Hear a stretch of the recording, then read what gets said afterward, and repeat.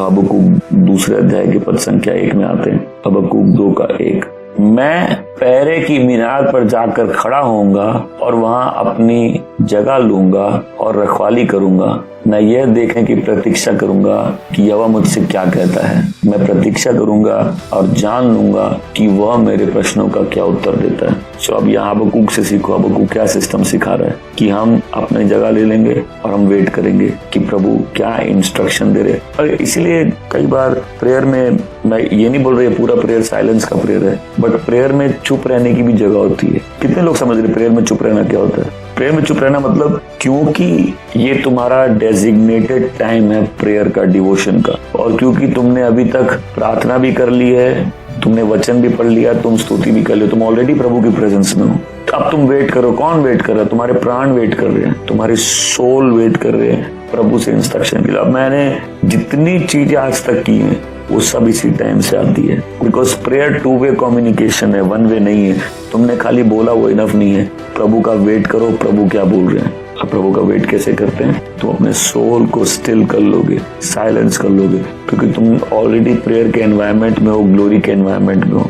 तुमने सिंहासन के सामने समय बिता लिया, धन्यवाद दे दिया, तुम्हारे परमेश्वर के बीच में जो रुकावट थी उन सारे पाप को कन्फेस कर लिया, ग्रेस मांग ली, सारे लोगों के लिए दुआ कर ली, आराधना कर ली। अब तुम ऑलरेडी उस एनवायरनमेंट में हो, और क्योंकि ये डेजिग्नेटेड टाइम है, तुम्हारा ध्यान कहीं और नहीं है। अब तुम कंटेम्पलेटिव मोड में हो। और यहाँ आदमी सोच सकता है जीवन के बारे में, परमेश्वर की इच्छा क्या है, मैं उस काम को कैसे करूं। एंड तुमने हबक्कूक की तरह मीनार पे अपने पहरे पे जगह ले ली और तुम बोले मैं वेट करूंगा, परमेश्वर क्या बोल रहे हैं। सो बहुत से लोगों के प्रेयर में वो कोई टाइम ही नहीं है वेट करने का, और उसके बिना मैं मानता हूँ प्रेयर बिल्कुल इनकम्प्लीट है। बिकॉज कई बार आप मुंह से नहीं बोल पाओगे परमेश्वर ने आज क्या बात की है, बट अगर आप इनफ जगह देते हो उस साइलेंस टाइम के लिए, आपको मालूम रहेगा परमेश्वर क्या चाहते हैं, आप किस डायरेक्शन में चलो। कुछ चीजें क्या ना, कभी हाँ और ना में जवाब जिंदगी में नहीं आएगा। कुछ चीजें, सब चीजें नहीं, कभी हाँ और ना में जवाब नहीं आएगा। वो प्रार्थना कर करके अपने सोल को इतना स्टिल कर लेना होगा कि आदमी को मालूम है अल्टीमेटली उसको क्या करना है। अब मैं फिर से समझा रहा हूँ वो टाइम क्यों इम्पोर्टेंट है, क्योंकि कई लोग प्रेयर करते हैं, सुनने का टाइम रखा नहीं परमेश्वर से। कोई शांत हो और जान जाओ मैं ही परमेश्वर हूँ, तो शांत उसमें क्यों इम्पोर्टेंट है? बिकॉज बिना उस स्टिलनेस के हम परमेश्वर से रिसीव करने के लिए तैयार नहीं है, उसके मिरेकल देखने के लिए तैयार नहीं है, ब्रेक थ्रूज देखने के लिए तैयार नहीं। प्रेयर टाइम में हमने वो स्टिलनेस अपने सोल में कल्टीवेट कर ली, तो अब थोड़ा टाइम अब प्रभु के उपस्थिति में बैठना है। और परमेश्वर हर जन से यूनिकली बात करते हैं, किसी से ड्रीम से बात करते हैं, किसी से किताबों के थ्रू बात करते हैं, किसी से विजन से बात करते हैं, सर्कमस्टेंसेस के थ्रू बात करते हैं, अपनी आवाज के थ्रू बात करते हैं। तुम्हारा जो भी सिस्टम है प्रभु से सुनने का, तुमसे अगर प्रभु ड्रीम में बात करते हैं ना, तो तुम्हारा सोने का भी टाइम उसी के अंदर होना चाहिए। अब मैं ऐसे लोगों को जानता हूँ, अभी प्रेयर की आंख बंद करेंगे, प्रभु उसी समय कुछ दर्शन दे देंगे। तो ये 6 से 9 का टाइम इंस्ट्रक्शन का है, डायरेक्शन का है, वेटिंग का टाइम है, मेडिटेशन का टाइम है, शांति से आराधना करने का टाइम है, साइलेंट प्रेयर का टाइम है। तो इस वॉच में, इस पहर में परमेश्वर बोलते भी हैं और एबिलिटी भी देते हैं कि हम वो कर सके जो वो बोल रहे हैं। विजन को क्लियर करते हैं। लाइफ में एक बहुत बड़ा प्रॉब्लम है कि जब फॉग होता है सर्दियों में, तो आदमी को दिखता नहीं आगे, और ये स्पिरिचुअल कंडीशन भी बहुत बार हो जाती है। हम लोग सब महसूस करते हैं कई बार कि कुछ नहीं समझ में आ रहा क्या करना है, राइट? तो प्रेयर ही उस फॉग को हटाता है जब डायरेक्शन क्लियर हो जाता है। ऐसे सोचो इसको, मैं यहाँ बैठा हूँ और ये हाईवे है सामने, मेरे को जहाँ जाना है वो रास्ते के उस पार है, लेकिन फॉग इतना है हम आधे घंटे से रास्ता खोज रहे हैं। जब फॉग चला गया हमको मालूम हो तो सामने है, ऑपोजिट फुट पे है। और जीवन में भी ऐसे होता है, कई सॉल्यूशन तुम्हारे सामने है, लेकिन माइंड में इतना फॉग है, इतना धुंध है कि तुमको दिख नहीं रहा। जब फॉग जाता है तो डायरेक्शन क्लियर हो जाता है। ये वो टाइम है, पीसफुल टाइम प्रेयर का, शांति से बिताया हुआ समय, जहां तुम अब परमेश्वर का डायरेक्शन, उसके इंस्ट्रक्शन, उसकी रेवलेशन सुनने के लिए तैयार हो।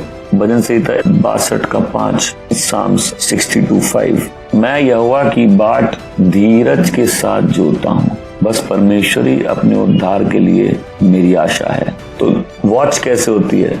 अब दाऊद सिखा रहा है कि मैं परमेश्वर की बाट धीरज के साथ जोता हूँ। सो अगेन, लोग प्रेयर टाइम को बोलने का टाइम जब बोलते हैं, मैं चाहता हूँ हम लोग प्रेयर टाइम वेट करने टाइम समझे। कितने लोगों को ये डेफिनेशन समझना है, वेट करना है? बिकॉज तुम्हारे प्रेयर टाइम में तुमने बोलना सीखा है, सुनना कभी सीखा नहीं है। तो तुमको अपने आत्मिक कान, अपने आत्मिक सेंसेस अगर प्रिपेयर करने हैं, वो प्रभु की उपस्थिति में होंगे। और सिर्फ प्रेयर नहीं है, उसमें वर्शिप भी है। कई बार वर्शिप म्यूजिक के साथ नहीं हो सकती। कई बार होता है कि तुम्हारे हार्ट में एक जॉयफुल सॉन्ग है और तुम उसको गा रहे हो, तुम बार बार उसको गुनगुना रहे हो और उसी से तुम प्रभु की उपस्थिति में हो। वचन पढ़ना, फिर वचन की घोषणा कई बार होती है। बैठे हैं तो किसी एक वचन पे ही पूरा मनन है, पूरा ध्यान तो उस वचन पे। भजन संहिता 131 के 2 में आते हैं, मैं निश्चल हूँ, मेरी आत्मा शांत है। मेरा आत्मा शांत और अचल है, जैसे कोई शिशु अपनी माता की गोद में तृप्त होता है। मैं निश्चल हूँ, मेरी आत्मा शांत है। और मेरी दुआ है कि हमारी प्रेयर टाइम हमारी लाइफ में ऐसा रिफ्लेक्ट करे कि आप निश्चल हो जाए, काम हो जाए, क्वाइटेड हो जाए अपनी सोल में। मेरी आत्मा शांत है, जैसे कोई बच्चा अपनी माँ की गोद में सेटिस्फाइड होता है, सिक्योर्ड होता है, तृप्त होता है, वैसे हम सिक्योर्ड है। हालेलुया।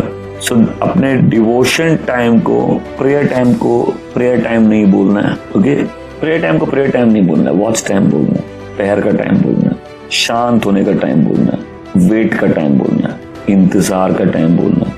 आमीन। सो जब हम लोग ये वर्ड यूज करने लगेंगे, क्या होगा? पूरा प्रेयर टाइम का अप्रोच चेंज हो जाएगा। बिकॉज हम खाली बोल नहीं रहे हैं, हम खाली प्रेयर नहीं कर रहे हैं, हम बहुत कुछ कर रहे हैं। और ये मेरी पहरेदारी का समय है। यूहन्ना 10:27 में मेरी भीड़ मेरी आवाज सुनती है और मेरे पीछे चलती है। आमीन। सो ये पहर प्रभु की आवाज सुनने के लिए